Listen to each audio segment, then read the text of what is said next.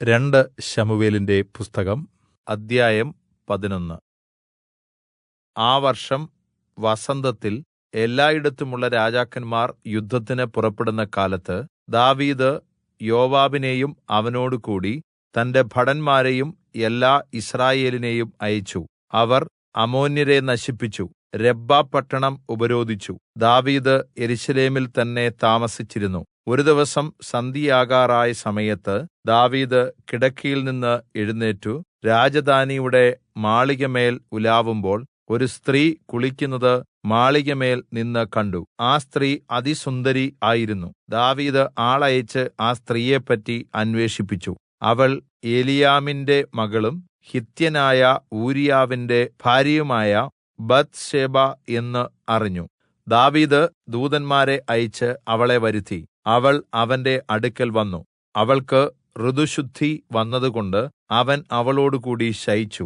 അവൾ തന്റെ വീട്ടിലേക്ക് മടങ്ങിപ്പോയി. ആ സ്ത്രീ ഗർഭം ധരിച്ചു. താൻ ഗർഭിണിയായിരിക്കുന്നു എന്ന വാർത്ത ദാവീദിനെ അവൾ അറിയിച്ചു. അപ്പോൾ ദാവീദ് ഹിത്യനായ ഊരീയാവിനെ തന്റെ അടുക്കൽ അയക്കുവാൻ യോവാബിന് കല്പന അയച്ചു. ഊരീയാവ് തന്റെ അടുക്കൽ വന്നപ്പോൾ ദാവീദ് അവനോട് യോവാബിന്റെയും പടജ്ജനത്തിന്റെയും സുഖവർത്തമാനവും യുദ്ധത്തിന്റെ വിവരവും ചോദിച്ചു.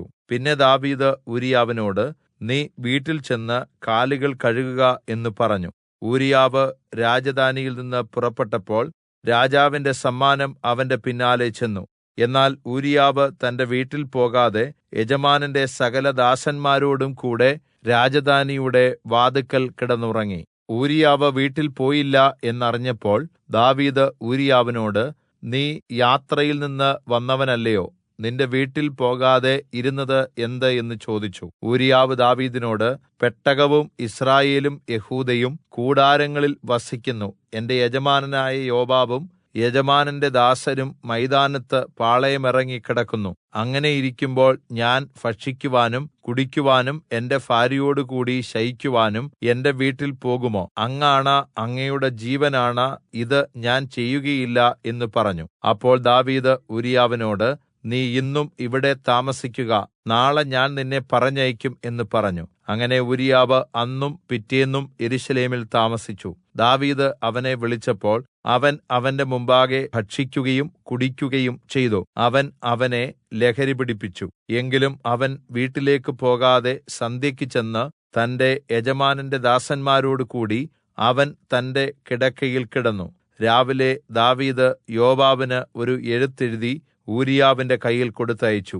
എഴുത്തിൽ, യുദ്ധം കഠിനമായിരിക്കുന്നിടത്ത് ഊരീയാവിനെ മുൻനിരയിൽ നിർത്തി അവൻ വെട്ടുകൊണ്ട് മരിക്കത്തക്കവണ്ണം അവനെ വിട്ട് പിന്മാറുവീൻ എന്ന് അവൻ എഴുതിയിരുന്നു. അങ്ങനെ തന്നെ യോവാബ് പട്ടണത്തെ ഉപരോധിക്കുന്നതിനിടയിൽ വീരന്മാർ നിൽക്കുന്നതായി അവന് മനസ്സിലായ സ്ഥലത്ത് അവൻ ഊരീയാവിനെ നിയോഗിച്ചു. പട്ടണക്കാർ പുറപ്പെട്ട് യോവാബിനോട് പോരാടിയപ്പോൾ ദാവീദിന്റെ ഭടന്മാരായ പടജ്ജനത്തിൽ ചിലർ കൊല്ലപ്പെട്ടു. ഹിത്യനായ ഊരീയാവും മരിച്ചു. പിന്നെ യോവാബ് ആ യുദ്ധവാർത്ത എല്ലാം ദാവീദിനോട് അറിയിക്കുവാൻ സന്ദേശവാഹകരെ അയച്ചു. അവൻ സന്ദേശവാഹകനോട് ഇങ്ങനെ കല്പിച്ചു, നീ യുദ്ധവാർത്ത എല്ലാം രാജാവിനോട് പറഞ്ഞു തീരുമ്പോൾ രാജാവിന് കോപം ജ്വലിച്ചു ഇപ്രകാരം പറയും, നിങ്ങൾ പട്ടണത്തോട് ഇത്ര അടുത്തുചെന്ന് യുദ്ധം ചെയ്തത് എന്ത്? മതിലിന്മേൽ നിന്ന് അവർ എയ്യുമെന്ന് നിങ്ങൾക്ക് അറിഞ്ഞുകൂടായോ? യെരൂബ്ബേശെത്തിന്റെ മകനായ അബീമേലെക്കിനെ കൊന്നത് ആര്? ഒരു സ്ത്രീ മതിലിന്മേൽ നിന്ന് തിരികല്ലിന്റെ പിള്ളക്കല്ല് അവന്റെ മേൽ ഇട്ടതുകൊണ്ടല്ലയോ അവൻ തെബേസിൽ വെച്ച് മരിച്ചത്? നിങ്ങൾ മതിലിനോട് ഇത്ര അടുത്തു ചെന്നത് എന്ത്? എന്നിങ്ങനെ നിന്നോട് പറഞ്ഞാൽ നിന്റെ ഭൃത്യൻ ഹിത്യനായ ഊരീയാവും മരിച്ചുപോയി എന്ന് പറയുക. സന്ദേശവാഹകൻ ചെന്ന് യോവാബ് പറഞ്ഞയച്ച വാർത്തകളെല്ലാം ദാവീദിനെ അറിയിച്ചു. സന്ദേശവാഹകൻ ദാവീദിനോട് പറഞ്ഞത്, ആ കൂട്ടർ പ്രാബല്യം പ്രാപിച്ച് മൈതാനത്തേക്ക് ഞങ്ങളുടെ നേരെ പുറപ്പെട്ടു വന്നതിനാൽ ഞങ്ങൾ പട്ടണവാതിൽക്കൽ വരെ അവരെ തിരിച്ചോടിച്ചു. അപ്പോൾ വില്ലാളികൾ മതിലിന്മേൽ നിന്ന് അങ്ങയുടെ ഭടന്മാരെ എയ്തു. രാജാവിന്റെ ഭടന്മാരിൽ ചിലർ കൊല്ലപ്പെട്ടു. അങ്ങയുടെ ഭൃത്യൻ ഹിത്യനായ ഊരീയാവും മരിച്ചു.